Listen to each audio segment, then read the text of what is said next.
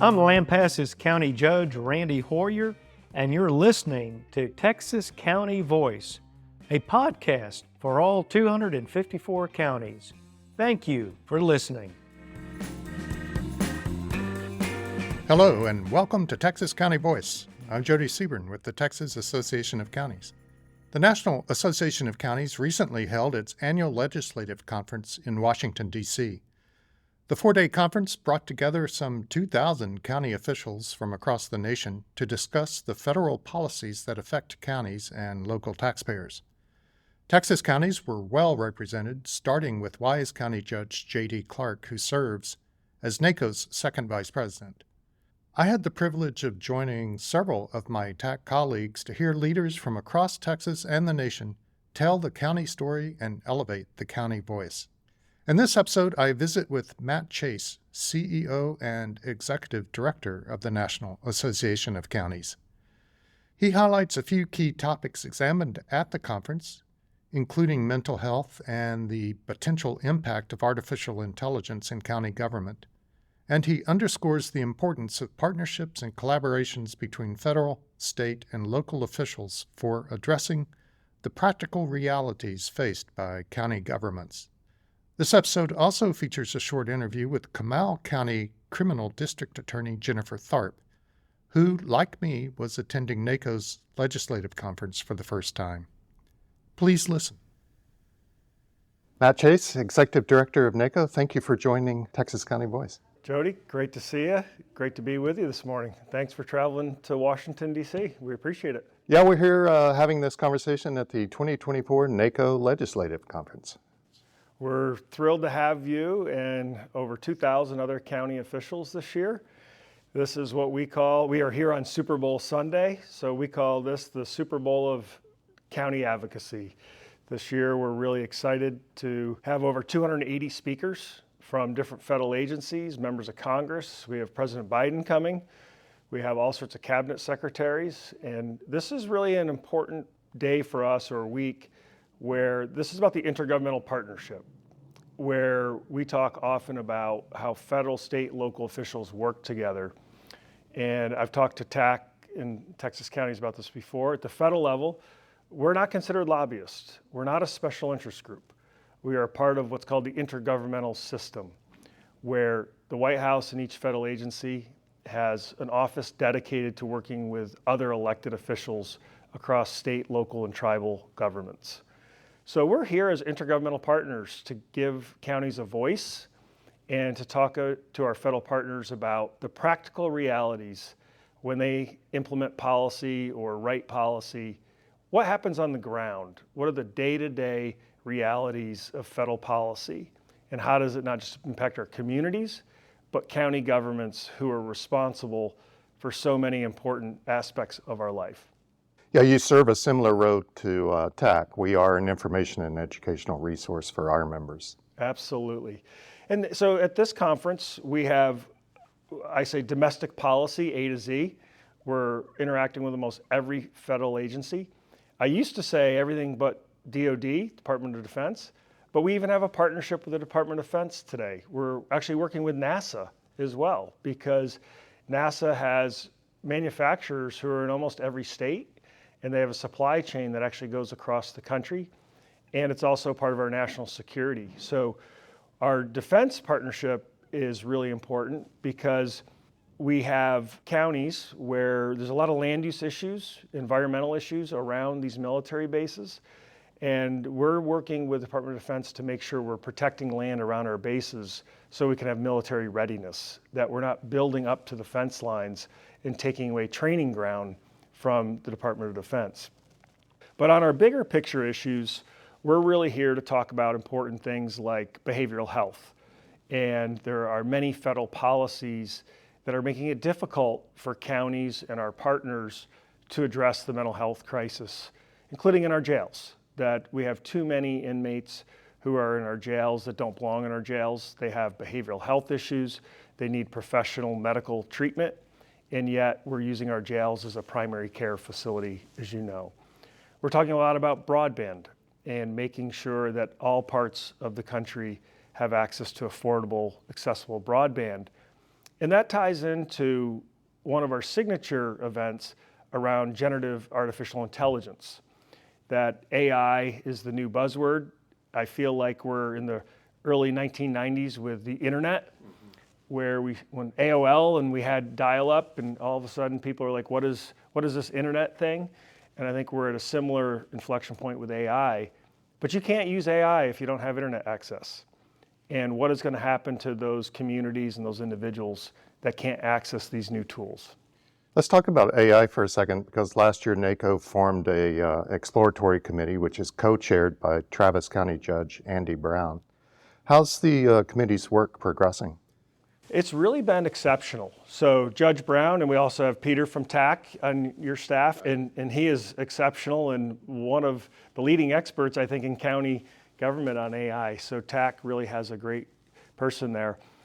What we've been doing is we've been exploring all sorts of policy issues and what is going to happen with AI, from disinformation, which is really malicious intent on trying to seed kind of fake information into the public.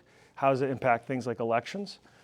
To what is it going to do with jobs in the workforce? It's going to create new jobs. It's going to destroy jobs. And as the social safety net provider in most states, what is that going to do to county services? And then what we're also looking at is county operations, that there's a lot of opportunity, if done right and safely, there's a lot of opportunities for counties to improve their workflow and their efficiency. I can see the courts in many cases using this. Clerks, I think, will use it a lot. But there's also bias in these tools, and you've really got to understand how they work, why they work. And so what we're really excited about is we're actually launching a new children's book that I actually prompted. I'm not an author, I'm a prompter that developed this children's book called The Marvelous Adventures of Countyland using artificial intelligence. And I did it in a Dr. Seuss style, but it goes through all the different county elected positions and some other county functions. And the whole point of this is twofold. One is we want children to learn about county government, so it's part of our civic education work. But two, I want policymakers, particularly our elected officials, to really get in the mindset that our children are going to grow up in an AI world. It's inevitable. We can't stop it. It's already everywhere. And we need them to really understand that just like humans have bias, so do these learning models. One of the great examples is when I started to do this, whenever you would prompt words like leader, professional, business, attorney, it would put all the women in men's suits and ties, which means the algorithms that they're using prompt a male figure. And so you can then train the models to put women in more traditional attire, but it takes intentionality, meaning you have to learn and you have to be aware of what these things are producing. And so as county officials start to use it, and county staff are already using it, whether people believe it or not, I'm sure every county has somebody using it. We just got to understand what's behind these models. Yeah, that bias I know is a big concern of my colleague Peter Carreri at TAC, who, as you mentioned, is on the committee. But these machines learn too. What's really interesting is I did the illustrations over a month ago, and we're actually going to the publisher, is getting ready to print it, and I had to improve a couple of images. And just in a month, I couldn't recreate the same images because the program I was using had learned so much in the last 4 weeks that it couldn't replicate what I had done a month ago. So that's part of the challenge with this, is how do you write policies for a technology that's moving so quickly? And that's where it's going to come back to values. You're not going to be able to micromanage a policy. You're going to have principles or values on how you use this. I assume the book is available on NACo.org, or a way to order it is available? You can pre-order it now, and we think within probably 3 weeks we'll have the hard copies available, and we'll be ready for National County Government Month in April. Okay. Well, we will include a link in our show notes. Thank you. Another function that counties crucially play is disaster preparedness and response. Yes. You want to talk a little bit about NACo's partnership with counties in that regard? Absolutely. So at this conference, we have several signature events around disasters. One of our signature events is actually going to focus on the impact that disasters are having on commercial and residential property insurance. So obviously counties are a property tax-based government. That's where we get our revenues from primarily. And what we are seeing is the private insurance markets pull out of many states and many counties. So when homeowners and businesses can no longer get affordable, accessible property insurance, homeowners insurance or what have you, what is going to happen to the values of those properties? And so we have some leading experts from both industry and from government coming together to talk about what's the path forward. You are seeing states like Florida that had to create a state-owned, essentially, insurance company to deal with this. What is going to happen nationally? Because this is no longer just a niche issue in a few states and a few counties. Last year alone, we had over 900 counties, so almost a third of counties have a natural disaster that rose to the level of a presidential declaration. That's no longer uncommon. We're seeing that every year. So we have the FEMA administrator here. We have several White House experts or leaders in disasters who will be here for both sessions, but also smaller group meetings where we're talking to them about the importance of pre-disaster mitigation. We're talking to them about the difficulties of getting reimbursed from FEMA and the long delays that it takes. And we had a training that we're now offering called Just in Time with FEMA, where they're training county officials on the FEMA reimbursement process. So no longer waiting for a disaster to occur and then try and train you. We're now doing pre-training, if you will, just like you would do pre-disaster mitigation. We're now putting people through training to say, here's FEMA's rules and regulations. So when you have a disaster, you're already trained and ready to go. Well, I think the conference underscores the importance of collaboration between counties, among counties, and with their federal partners. Yeah, and the Texas Association of Counties is an essential partner for NACo. Everything we do in partnership with the state associations. And whether it's Susan Redford, your executive director, Susan and I either talk or text every week. We have our staffs are working together every day because we share the same members. We're siblings.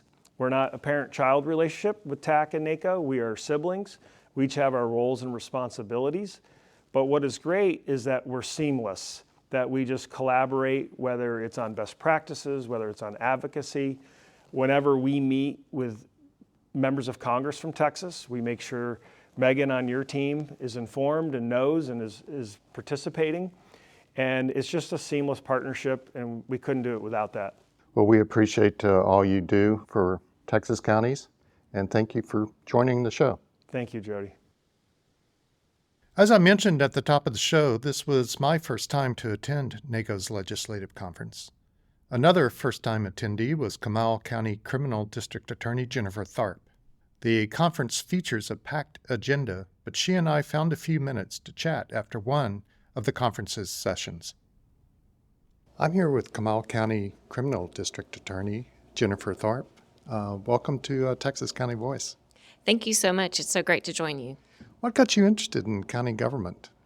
Oh, wow. That's a great question. I think it was an opportunity I saw to give back to the community that I grew up in, born and raised in Comal County, and just cherish everything about the county. So when the job opportunity came up to become a prosecutor in that area, I jumped on it, and I've never looked back or had any regrets.